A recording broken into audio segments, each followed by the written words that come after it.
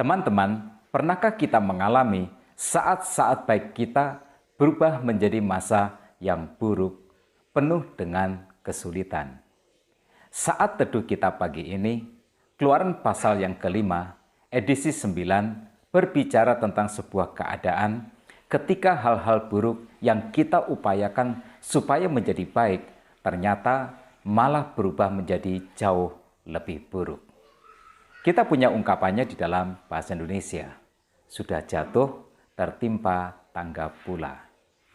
Ketika keadaan yang buruk berubah menjadi jauh lebih buruk lagi, nah ini adalah topik kita.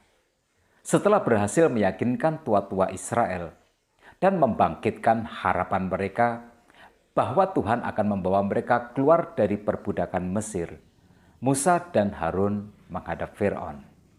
Kepada Firaun, mereka berkata, "Beginilah firman Tuhan, Allah Israel, biarkanlah umatku pergi untuk mengadakan perayaan bagiku di padang gurun." Tuhan sudah menunjukkan otoritasnya kepada Musa. Tuhan sudah memberikan kepada Musa tanda mujizat. Dan sekarang dengan keyakinan yang penuh, Musa dan Harun menyatakan otoritas Tuhan kepada Firaun, "Biarkanlah umatku pergi untuk mengadakan perayaan bagiku di padang gurun." Sebuah kata-kata yang otoritatif. Musa sedang beriman-imannya. Firaun boleh saja mengklaim diri sebagai orang yang paling berkuasa di planet bumi ini. Tetapi dia harus tunduk kepada Tuhan, penguasa atas alam semesta ini. Tetapi ternyata itu tidak berjalan sebagaimana seharusnya. Firaun menjawab dalam ayat yang kedua, "Siapakah Tuhan itu yang harus kudengarkan firman-Nya untuk membiarkan orang Israel pergi? Tidak kenal aku Tuhan itu, dan tidak juga aku akan membiarkan orang Israel pergi." Ya, Firaun menantang balik Tuhan, atau lebih tepat menantang balik Musa dan Tuhan yang diberitakan oleh Musa. Di zaman itu, di zaman yang memang belum maju, orang dengan kekuasaan yang besar seperti Firaun ini dengan mudah akan menganggap diri atau dianggap sebagai Tuhan, sebagai dewa. Jadi, Firaun menantang balik Musa dan Tuhan yang mengutusnya. Saya merasa Musa tidak siap. Ya, Musa dan Harun belum siap. Tidak siap menghadapi tantangan balik dari Firaun. Kalimat yang mereka ucapkan berikutnya menjadi melunak, tidak lagi otoritatif. Musa berkata di dalam ayat yang ketiga, "Allah orang Ibrani telah menemui kami. Izinkanlah kiranya kami pergi ke padang gurun 3 hari perjalanan jauhnya untuk mempersembahkan korban kepada Tuhan Allah kami, supaya jangan nanti mendatangkan kepada kami penyakit sampar atau pedang." Dari kalimat perintah berubah menjadi kalimat meminta izin. Reaksi Firaun begitu keras, sangat konfrontatif, membuat Musa dan Harun kena pada bagian mentalnya. Firaun menang 1-0. Ini opini saya secara pribadi. Jika kita secara mental tidak mampu bertahan untuk berkonfrontasi sampai kepada titik akhir, lebih baik lembut di depan tetapi keras di belakang, daripada keras di depan tetapi kemudian melembek saat mendapatkan tantangan balik yang keras. Itu akan membuat lawan merasa berada di atas angin.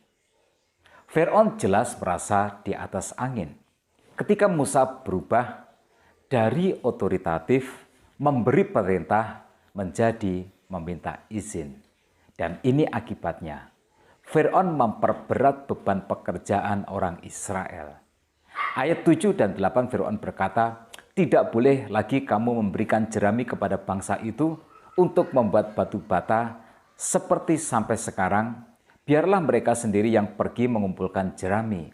Tetapi jumlah batu bata yang harus dibuat mereka sampai sekarang, bebankanlah itu juga kepada mereka dan jangan menguranginya." Ketika keadaan yang sudah buruk menjadi lebih buruk, Bagaimanakah reaksi orang Israel dan bagaimanakah reaksi Musa? Para mandor Israel menyalahkan Musa.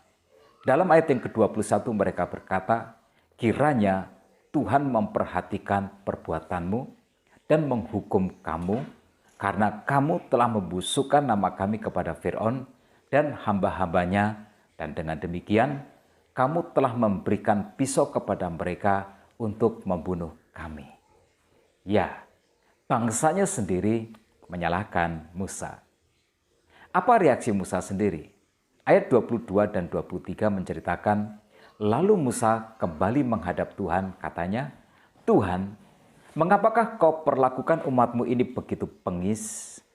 Mengapa pula aku yang kau utus? Sebab sejak aku pergi menghadap Fir'aun untuk berbicara atas namamu, dengan jahat diperlakukannya umatmu ini.